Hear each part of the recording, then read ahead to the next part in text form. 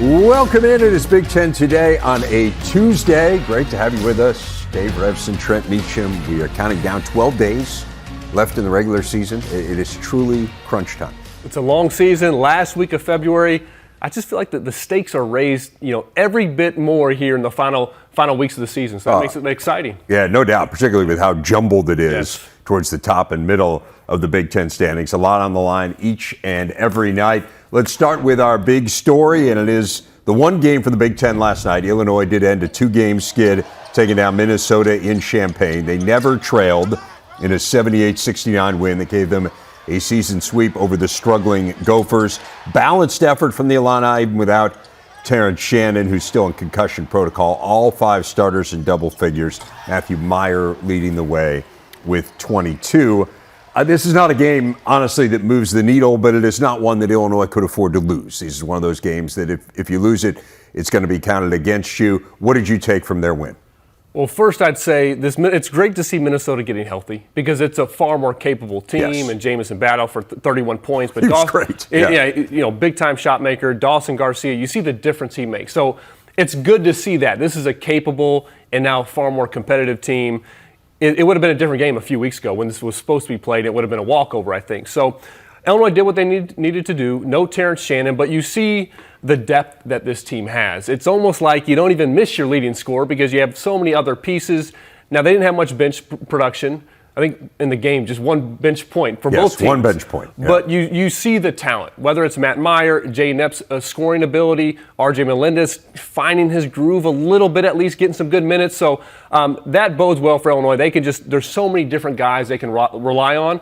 And it wasn't a sterling performance or the cleanest game. Minnesota hung with them, but Illinois, just that talent overrode them. And I think the flip side of that no bench points is RJ Melendez had the first double-double of his career. It's the first time he scored in double figures in more than a month. He is a bench player for them. He started in this game because of the fact that Terrence Shannon was out. But if you can get him with some confidence here down the stretch, I think that changes them a lot because you can see his skill set, and it's pretty remarkable.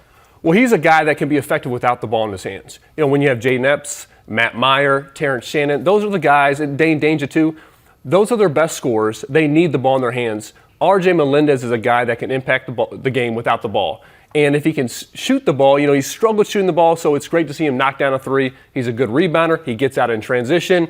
Luke Goody's another guy that's been hurt all year, just kind of getting back in the fold. So they have a couple guys here that don't need to have the ball in their hands to be effective. Ty Rodgers can't stretch the floor like those guys, but I've really, enjoyed watching his progression throughout the course of the season. I mean, he's a bulldog in the paint, terrific defender, rebounder. With all that talent, you need some guys that can come in and impact the game, whether they're scoring or not. RJ Melendez is one of those guys, but he does have that ability in transition from the three to get it going that can just add another element to this dangerous team. I do wonder a little bit, like the free throw shooting numbers, I think are disconcerting. They were 54%. Part of it is who goes to the line, really, in any of these situations. As you said, though, and again, the one bench point I think is partly explained away by the fact that your leading scorer is out for the game. But there are some things that concern you. I still just look at Illinois, Trent, and I see a team that is incredibly talented. And it just feels like there's kind of a high upside for this team. Let's take a look here at the Illini and their resume. I mean, they're a virtual NCAA tourney lock at this point. That win did actually drop them in the net yesterday in the eminently logical world of the NCAA bracketology. Just 3 quad one wins, but you look at 2 of them, I mean, they're outstanding, Texas and UCLA, and certainly the win over Rutgers is a good one as well. They're 7-9 against quads 1 and 2. They have no losses outside the top 2 quadrants. They're going to make the NCAA tourney. There's no doubt about that. And again, as I said a moment ago, I still look at them as a team, just in terms of pure talent of the roster, in the conversation for the best in the Big Ten. I mean, do you match them up player for player? But they're certainly in that discussion. It's a really interesting team with an interesting resume. You saw the 2 big wins early in the year. Now, they've had, I'm not going to call it a cupcake schedule. That's not possible in the Big Ten, but probably be about as easy of a schedule as possible. Yes. They've played all the bottom teams twice. They haven't played Purdue yet, haven't played Michigan yet. They'll only play Michigan State once. So they've had an easier Big Ten schedule. As you mentioned, Dave, a ton of talent. Now, it is a team that they don't really have a true point guard, okay, with who's going to distribute the ball to guys. I love Jaden Epps. As a freshman, he's had a very consistently good season, very capable scorer. I mean, gifted scorer. But they don't have that point guard. They're one of the lowest in the league in assists per game. They're also one of the lowest in three-point shooting percentage a game. Those things go hand in hand. When you're not getting those, when you're having to create off the bounce for yourself, you're just not going to shoot it as well. So I think that's where the ball movement offensively, they can get into too much isolation. In the half court, they can be contained far more easily in the full court. I do like the spread offense that they put in right before Christmas. It's given them some structure. It's allowed for some of their go-to guys, Matt Meyer, to get the ball in different places. He's a guy I think they could post up a little bit more. But that spread, it has given them some good structure, which they did not have early in the year. So offensively, I like them running that, moving the ball. Defensively is where they're a good defensive team. I think they have the ability to take it up another level. When you look at the roster, long, athletic. I mean, multiple guys. Terrence Shannon goes out. They're still filled with R.J. Melendez, Meyer, and Coleman Hawkins. So many guys. They lead the league in blocks, and it's not because of one guy. It's multiple guys. So I think if they can turn up on that end of the floor, if they can be willing to change things up a little bit, I like what they did against Indiana. They did a little bit last night, even trapping the post. They hadn't done that before. And I like that because it starts to force them to rotate and to fly around defensively, which I think is good for them. But with that length, with that athleticism, I think they should be able to be more aggressive, give teams some different looks, which they haven't done until recently. So it'll be interesting to see what Brad Underwood does here in the closing weeks if he continues to experiment or tweak with some different looks defensively. In the time I've spent with him this year, when I've been in Champaign doing games, I mean, he has spoken a lot about his confidence in the defense and has felt kind of all year like that was going to be the side of the court where they kind of hang their hat, and that offense has kind of been a work in progress. You think a little bit about the history of this program, and certainly you know it as well as anyone. Again, you're from Champaign, you played for Illinois, have not been past the first weekend since 2005 when Bruce Weber's team played for the national championship. Brad Underwood's did some amazing things here at Illinois, and in his time in Champaign, really in this last stretch of 4 years, they've been arguably the best program in the Big Ten during the regular season and even into the Big Ten tournament. The issue has been the NCAA tournament. How much pressure do you think is on him to advance this team in March Madness? Well, you got a regular season Big Ten title. You have a tournament Big Ten championship. Absolutely. That helps a lot. I already talked about that. Okay. When you mention pressure, I think having a couple banners that you've hung really helps. Of course, the ultimate is advancing in the NCAA tournament. That's where you get your name out nationally, and that's the next step for Brad Underwood. That's the next step for this program. This team has some of the tools, as we mentioned, some of that talent. They've beaten Texas. They've beaten UCLA. They can beat anybody. Can you string together? You got to string together multiple wins to do so. I think to advance in the tournament as well, you have to be willing. You have to be able to win different ways. This team's makeup should be able to win different ways, but I haven't quite seen the in-game adjustments that I would like to see. When you see Trace Jackson-Davis go for 35, or Jalen Pickett go for 41, or Tony Perkins go for 32 in consecutive losses, can you give a different look? And that's kind of what I referenced defensively. I like what they changed the second time around against Indiana. Look, you're not going to hold TJD scoreless. You're not going to do it. Right. But can you give some guys different looks? And this team they have that versatility. They have that depth. They have that talent to do so. Now, when you get in a tournament, you can match up with different teams. You can go big. You can go smaller. You're quick. And so I just like to see them, see what works in a given matchup and then really go with that, roll with that. But they have the talent. I don't think there's a ton of pressure, Dave.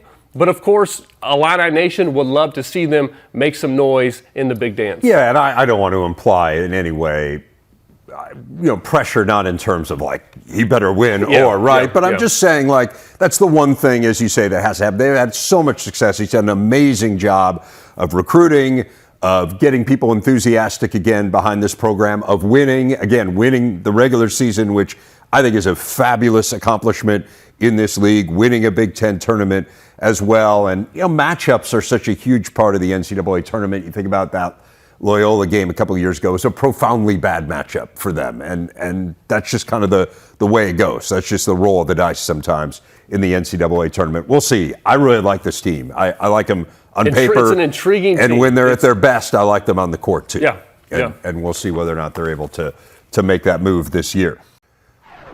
It is time for our big stat, focusing in on the game tonight between Indiana and Michigan State. Second meeting of the year. The Hoosiers won in Bloomington behind 31 points, 15 rebounds, 5 blocks, and 4 assists from Trayce Jackson-Davis. He made an impact on the game. MSU's had its way in this series at the Breslin Center. However, they've won 6 of the last 7. It's going to be extremely emotional, Trent, and it's just so hard to predict how Michigan State will respond to the moment, the first game on campus since the absolutely horrific events of a week ago. Let's put that aside if we can and just focus in on the matchup. Kind of what are you looking at here, Michigan State against Indiana? Yeah, I think it's great that they'll be on the court and they're at the Breslin Center. I always go back to the first matchup. These teams played earlier. You mentioned TJD's stat line. Just another night for him, right? I mean, right. but run of the mill. But so dominant. Now, what Michigan State didn't do is they didn't really, limit him at all. But they also didn't stop the threes. Indiana goes 9 for 15 from the three. Michigan State was 4 for 15. There's a 15-point spread. Sometimes that's the difference. Making and missing shots. I thought the quality of looks Indiana got was superior. It starts with Trayce Jackson-Davis. I heard Tom Izzo talk about in previewing this game, his step this year as a playmaker has just gave them a totally different look. His decision-making, obviously he commands so much attention, and he just picked them apart. Both himself getting his, but also getting his teammates going. So Michigan State's going to have to, can you somewhat limit one of those? Okay, you're not going to hold him scoreless. You're probably not going to, limit all threes, but you got to do a better job at least one of those areas for sure. Indiana's bench was fantastic. Tamar Bates had 17 points. Right. Trey Galloway started, but he had 17 points as well. So those others from Indiana were fantastic. And also, now Michigan State, they just coming off a game against Michigan. There's a rivalry there, and they got Indiana coming, so many different things. They got to be better on the boards, too. They were out-rebounded by 13 against Michigan, didn't make the plays down the stretch. I think this is going to be another game that's coming down to the closing minutes. And obviously, Trayce Jackson-Davis is going to be a factor, but I look at those guard matchups as well. How do A.J. Hoggard, Tyson Walker got outplayed by the young Michigan backcourt? How do they respond in this game, and can they outplay Jalen Hood-Schifino, who's fantastic, but been a little bit up and down in some ways? I think that's going to be really critical. What really impressed me about Hood-Schifino over the weekend was he had that critical turnover at the end of the game against Illinois. And I just feel like a typical freshman, you would know better than I would, but that can affect the next play. And he seems to have an amazing ability not to let one bad play become 2 or 3 bad plays. And he showed that often in that game. Just down the stretch there, he was the guy they still turn to win the game in some ways. I don't think that's just freshmen, too. I think sometimes it's like, well, that's a freshman mistake. Look, everybody's making mistakes, right? Right. He just gave Coleman Hawkins the ball. I mean, that play you're referencing, here you go, tie the game up. It was dreadful, yeah. It was really bad. Yeah. So, yes, I would agree. How he responded, if that was me, freshman, maybe even a senior, I'm looking to defer. I'm looking someone else here. I got an All-American. I got other capable players. That very next possession for him to go and make the play, I think that speaks volumes to, obviously the talent is apparent, but his mental toughness, his confidence as a young player, he's big time. So I think that those guard matchups are going to be really intriguing. I don't think Indiana, though, they've played great since that win against Purdue. They've kind of flirted with danger in the closing minutes. Obviously, they let Northwestern jump on them, and I know they fought back. That second half was good, but aside from that second half, I don't think they've played great since then. So they can play better, and I think they're getting wins, but hopefully that's not kind of fool's gold for them. They need to play better because I think this team is capable of really making a run, but they haven't quite had that level of play of recent. And the schedule will dictate they're going to have to play better. They have this one on the road, and then they head to Purdue this weekend, and you can probably ascertain that the Boilermakers won't be in a great mood. They won't be warmly greeting them at Mackey Arena. I think this is a huge game for Michigan State. Again, it's just so hard to predict, and you hate to boil it down to basketball for Michigan State because it's about so much more right now. But they've lost 4 of 7. They head on the road for Iowa and Nebraska after this. That's going to be no picnic. This is a game you got to win. No doubt, and I think sometimes we'll boil it down to basketball, but that can be the best thing. Hey, here's like, go out and support your team and go out for these players. It's a reprieve.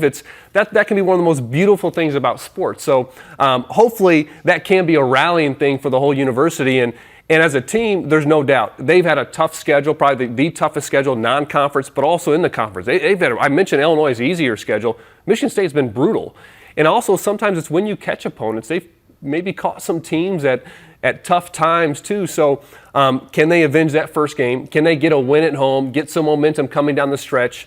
I think for this team, though, I've said this before, I think they can run a lot more. They're not quite as physical as what they usually are, so they're not rebounding at as high of a level. Right. But they're a decent rebounding team. They're not awful in that regard. So you get the ball, make or miss. I think they can get out and run more. I would like to see them put the ball in the hands of Tyson Walker more. He's played almost exclusively off the ball, especially when A.J. Hoger's not in the game. Give him the ball more.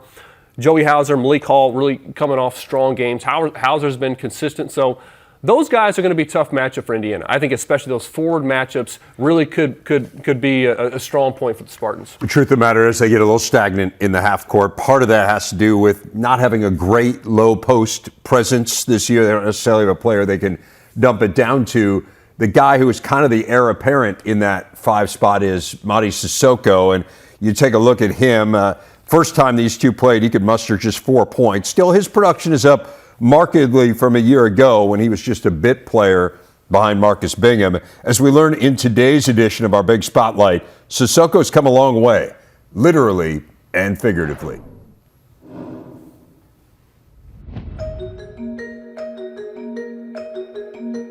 The way you pronounce my name is Madigundo Sissoko, but back home people call me Madiganda.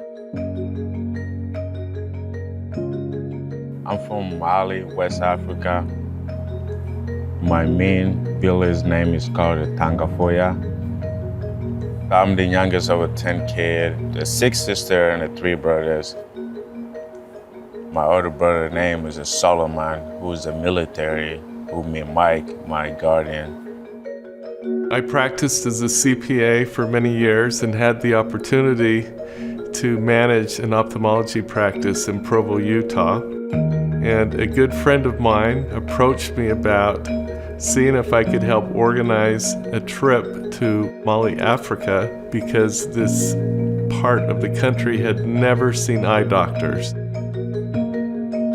Luckily, one of our good doctors, Paul Olson, volunteered to take that initial trip. Our first visit, we were there 9 days, and we did about 120 cataract surgeries. It turned into the first miracle that I had ever witnessed. Someone that had gone from blindness to being able to see the very next day. We stay in a compound. Next door to the compound was a little tiny basketball court. In 2015, I went over to watch the boys play basketball. 2 people drove up on a motorcycle. It was a tall man driving the bike and a little short man behind him. The short man said, "I'm a basketball coach from Bamako, the capital city. And with me is Solomon." Solomon told me that he had a younger brother that played for this coach up in Bamako.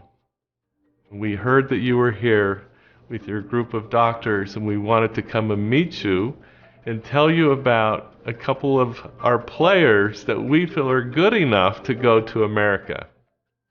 And they took us to a basketball court. And so there were 2 young men. Mady Sissoko was one. And Mady was just 15 at the time. I watched him play. I took some video and said, "Thank you very much. We're going home tonight. We'll come back and see you again someday." And that's where we left it.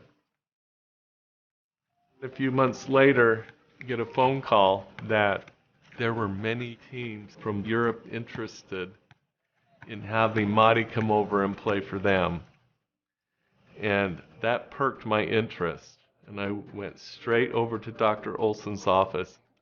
I felt sort of a divine inspiration that this kid is very special and that he needs this opportunity. We need to do this. We've got to pull out all the stops, see what we can do, and that's where we started. Okay, how can we do this? Where could he go? Dr. Olson called some friends that were patients of his and was able to make a connection with Wasatch Academy in Mount Pleasant, Utah. I took that original video and showed it to the basketball coach, and he said, I think we ought to bring him over here. When Mike said he want to come meet with my family before we come to America, I mean, it meant everything to me. We drove about the 8 hour, go to my village and to say goodbye.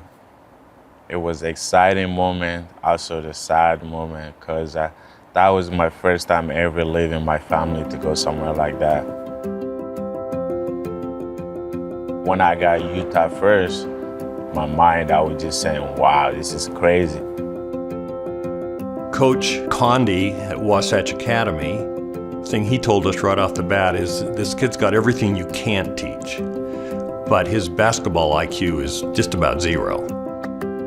Marty's development at Wasatch Academy, because of his coaching and his determination, he developed quite quickly. We identified Marty and kind of delved into it, and as time told us, he'd kind of be the right fit for us, and then the relationship started to nurture. We went out to Michigan State for a final visit and said, Marty, this is your decision. You only go to one school, and then you have to think about it and pray about it. So God led me to Michigan State. In terms of all those sacrifices he made in his journey, we put value in that, and we appreciated him for those moments that we can't even relate to ourselves. Big Ten basketball last night on the women's side. Ohio State knocked off rival Michigan in Ann Arbor 74-61. Ricky Harris led the way for the Buckeyes. 23 points, 5 assists, 4 rebounds, and 7 steals. With that win, OSU clinched the last remaining double bye for the Big Ten tournament, joining Indiana, Iowa, and Maryland as the 4 that will get double byes, though that order is still up in the air. We've got Megan McEwen here to talk a little bit more about women's hoops. And Megan, that was OSU's first win over a ranked team this calendar year. How important was it for the Buckeyes to get a victory like that as we head towards the postseason? That win was huge. And like you just said, this calendar year, it is wild to think about that, considering Ohio State started the season 19-0, and they couldn't lose at one point, but they've had some setbacks. Ohio State doesn't necessarily have a ton of depth, and J.C. Sheldon still really hasn't played much this year. She came back a little bit, but now she's been back on the bench. But that being said, this was a huge win for Ohio State, especially one against your rival, but two, to have a player like Ricky Harris step up and score the way she did. Every single game, Taylor Mikesell has been pretty consistent. She's able to lead that team in scoring. Rebecca Mikola-Shakova, second leading scorer, she's been on the bench a little bit. She's dealing with a couple of injuries. She did play last night. But that being said, Ricky Harris emerging as a scorer the way she has been is going to be huge for this Buckeyes team, because, Dave, you know better than anybody, when you get into March, you have to have some depth in order to make a deep run. Forced 27 turnovers. This just kind of felt like the Ohio State team that got as high as number 2 in the nation, and definitely if they can hit their stride here, look out. As you said, a team that started the year at 19-0 and seemed like the best team in the Big Ten for a while. It has been clear now for a couple weeks anyway, you've been saying you think Indiana's the best team in the Big Ten, and you had a chance to be there over the weekend. What an amazing scene in Bloomington. They set the attendance record for the game against Purdue. As you documented, there were people literally lining up at 4:30 in the morning. I mean, just amazing to see. The performance was tremendous. Put what you saw on Sunday in Bloomington into perspective for us.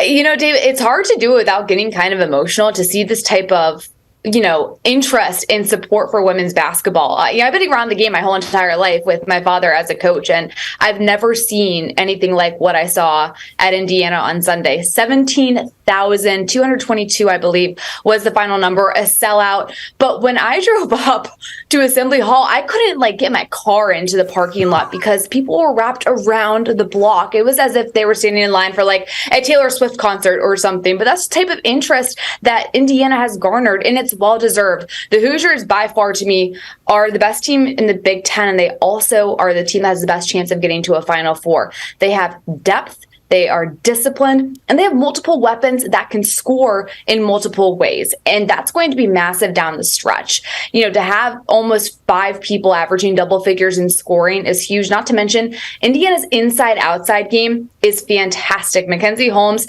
is second in the nation in field goal percentage at 70%. They can get the ball inside to her, and she has beautiful footwork, quick hips. She can finish over both shoulders.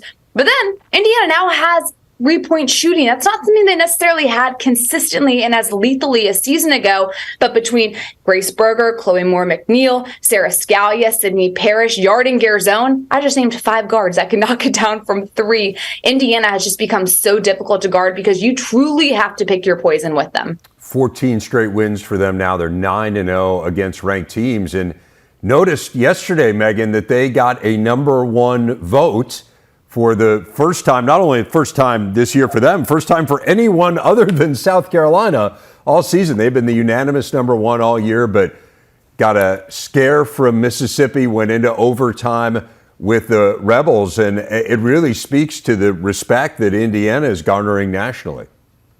It does. And, I think it's really important that people realize, how good the Big Ten has been. And, you look at Iowa as well. That's a team that has also, kind of put the Big Ten also back on the national map in a sense with Caitlin Clark's play.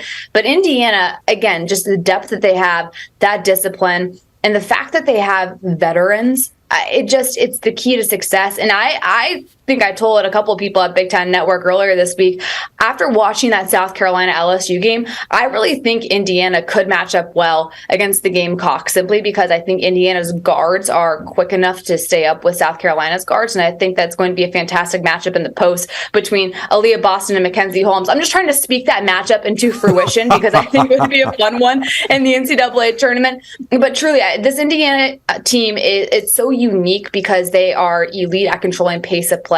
I'm really excited to see what they can do down the stretch. Please do speak it into existence because it would be in the Final Four, right? Yeah. So that would mean that Indiana was there. And they are far from the only Big Ten team that has a chance to get to the Final Four. You talked about Iowa, the huge matchup against Maryland tonight. It is the second time these two have gotten together.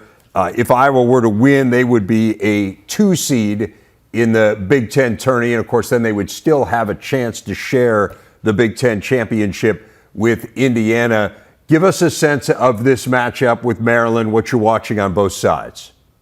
And the last time these two teams play, Iowa really was able to control pace, especially towards the end. I mean, Caitlin Clark had 42 points in this game, just a casual 42. We're so used to just saying these numbers now, and I don't think we realize, we've become almost numb to her performances because she just does this so consistently.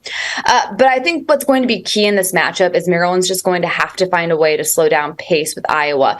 If you can keep Iowa playing and grinding it out in the half court, I think that's really kind of a recipe for success because when they get running in transition, I don't know very many teams that can stop them. But on the flip side, Maryland has as many weapons as Iowa does. I mean, my goodness, Diamond Miller is a first-round draft pick of the WNBA. She's 6'3", has incredible body control and can get to the basket, also can hit in the mid-range. She's working on getting that 3 ball to fall more consistently. And then Abby Myers as well has been fantastic down the stretch from a scoring perspective. She's gotten more comfortable in Coach Freeze's system. And then Cheyenne Sellers is as good as it gets when it comes to two-way players in the Big Ten. She's been great on the defensive side of the ball, taking the hardest assignment on the scouting report. And then offensively, she's posed a lot of issues because, again, she's 6'2", has great length and size and the ability to be really disruptive. But this is going to be a fun one. It's going to come down to who can control pace.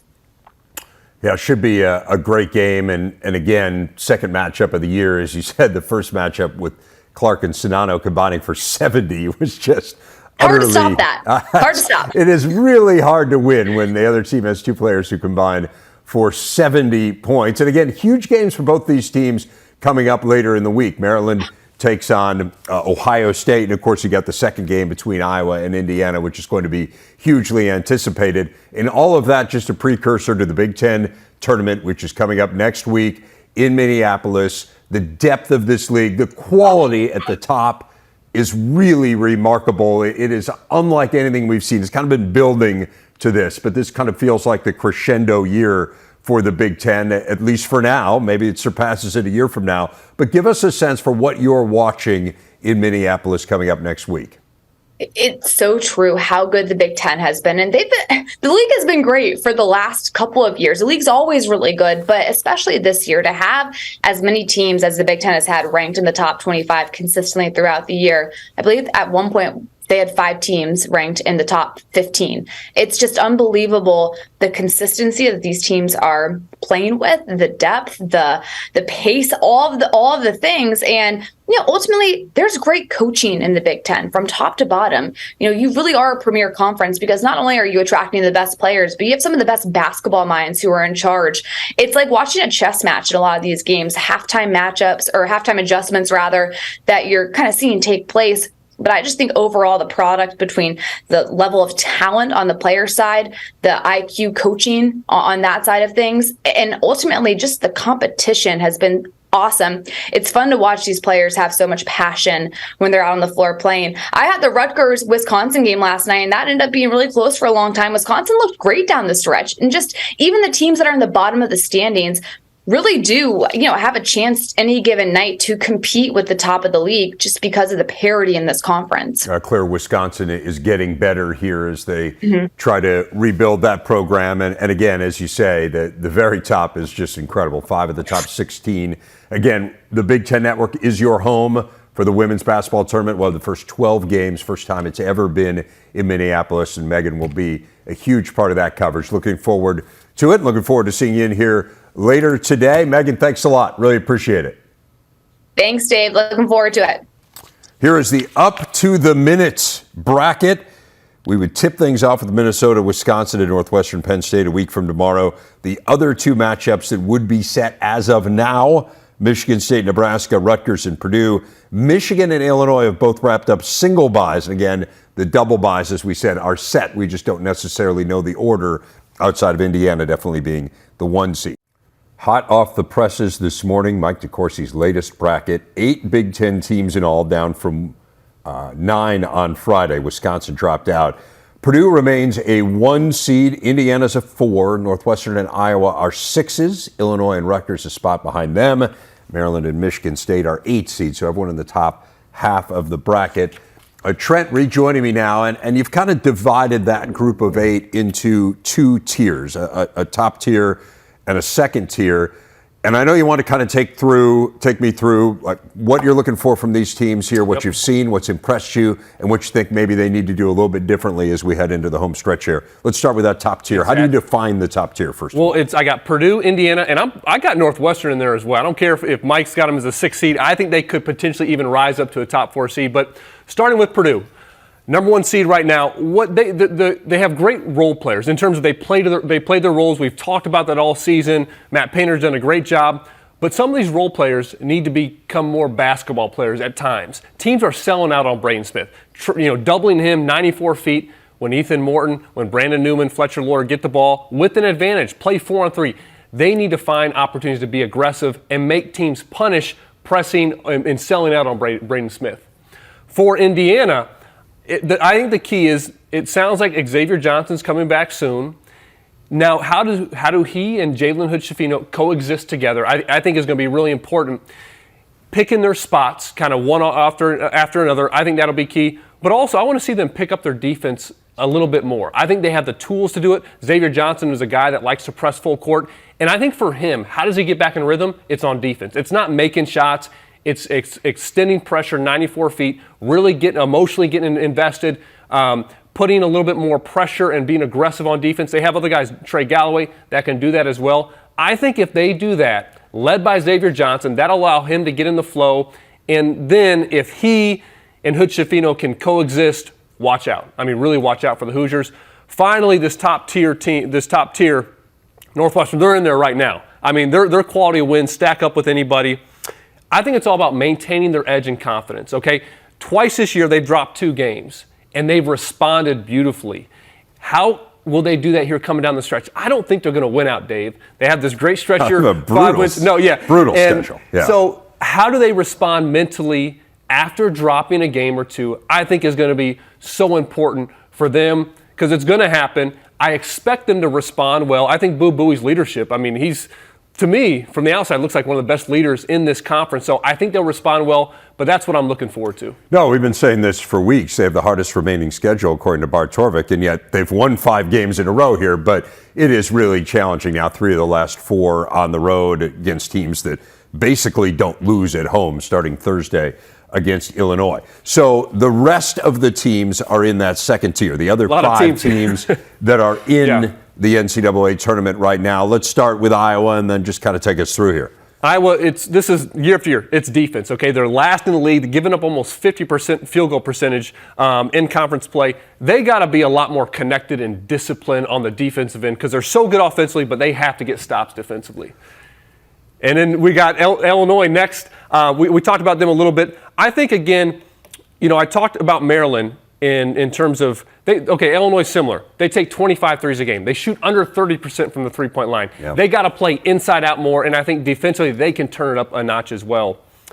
For Rutgers now, they just got to generate some offense. So good defensively. I like they've gone to that 2-3 zone a little bit now with their lineups changed. Oscar Palmquist, Dean Reber aren't quite the same quality defenders of Mag, but they do give them some more shooting. So defensively, they can hide them a bit more, but they can spread the floor a bit there offensively as well. How concerned are you about them offensively in the half court? No, I mean, I had their game in Madison on Saturday, and it just feels like for whatever reason, they just haven't gotten up. Now, Paul Mulcahy is a great distributor, but it felt like, the ball sticks sometimes with him, and it feels like it doesn't pop in the half court the way that it did. It was great to get Cam Spencer going, but it still feels like that's something they got to figure out here. Well, the ball's got to pop. If it's stagnant, they're really going to struggle because they can't spread the floor like some teams. I do think Paul Mulcahy has to be aggressive for himself. Only 5.5 points a game over the last 4. He's got to be more aggressive. All right, so let's get into those last 2, starting with Maryland.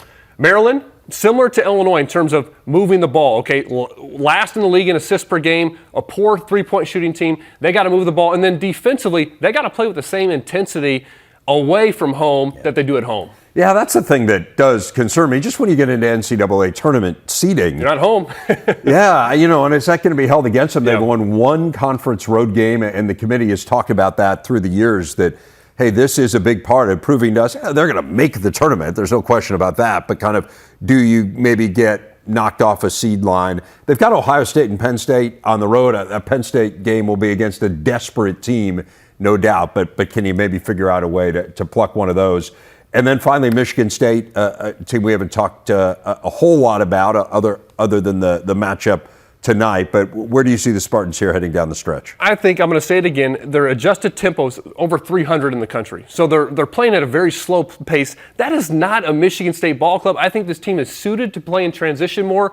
You saw even the ability of Jaden Akins, that dunk against Michigan. I mean, they have the quickness, they have the skill to be a much better team in transition, playing a faster pace. Yeah, it's the same thing, right? There are a few teams in the Big Ten that seem to bog down in the half court offensively, and Michigan State is one of those teams.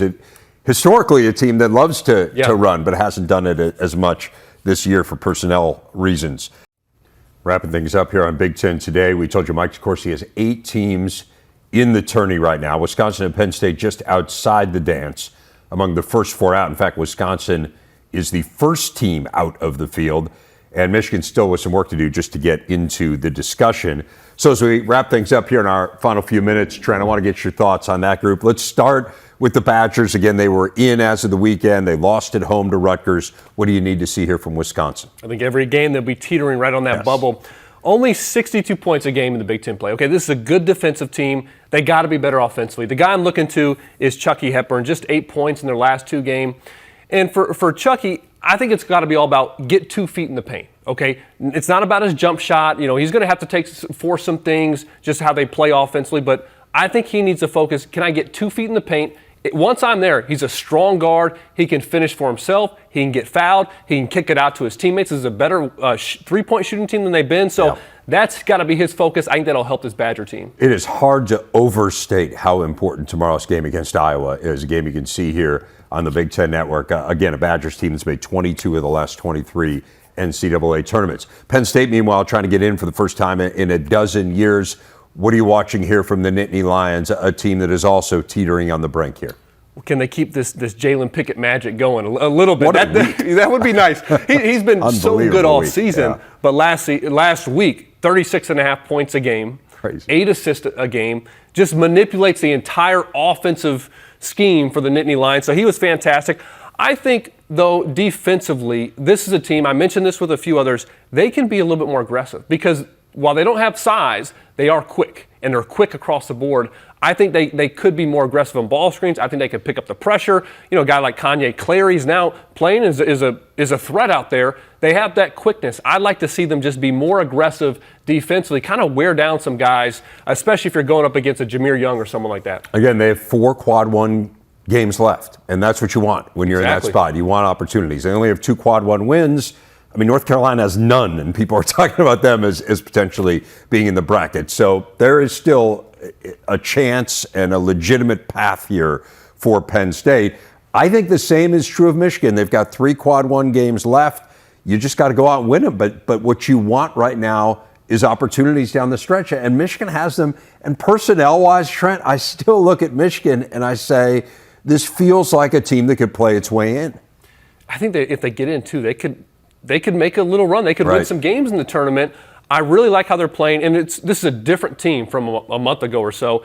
And you really look to those young players that have only grown throughout the course of the season. The whole year, though, it's all been about can they close out games. And they really have not done that until Saturday against Michigan State, where their young players were terrific. Kobe Buffkin, for one, has been a very good player this year, but hasn't done it in closing moments. I think he's got to be the guy to be assertive. Once Michigan State tied it up, he hit that big 3. Then the next possession on defense, Terrace Reed got the block and secured the ball. And then you had your freshman point guard get into the paint, find Hunter Dickinson for a 3. So those 3 freshmen Buffkin's a sophomore, but made play after play after play to close out that game. I think that bodes well. And I also like they played Terrace Reed and Hunter Dickinson together. That's a big lineup. They'll put Will Cheddar in there. They have some great size that they can throw at teams. I like how they're playing. I hope it's not too little too late. They got some work to do here in the last couple of weeks. I loved the balance in that game. And as you said, I mean, you look at Terrace Reed and you think, man, that footwork and the timing defensively, I mean, he needs to hit free throws. That's going to be a major off-season project for him. But you can see huge upside there. And as you said, some of the young players starting to come through. So I don't think you have to squint that hard to see Michigan getting to this point, but they clearly have work to do. And Joey Baker's playing. He's not a young guy, but he's kind of really been an offensive threat. He can knock down shots. So even with Jet Howard being banged up, this team is playing as well as they have all season now. Again, the expectation is to make it. A team that's made the last 6 NCAA tourneys, 10 of the last 11. Going to do it for us. See you tomorrow. Andy Katz joins me for that one on Big Ten Today.